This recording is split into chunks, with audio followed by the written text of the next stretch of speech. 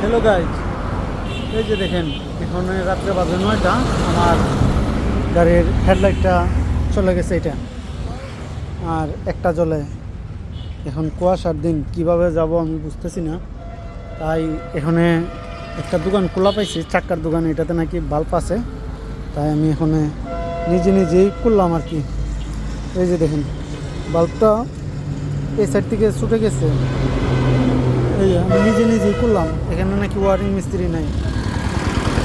তাই দেখি কি অবস্থা এখানে হয় নাকি। এই যে দেখেন বাল্বের এই তারটা ছুটে গেছে।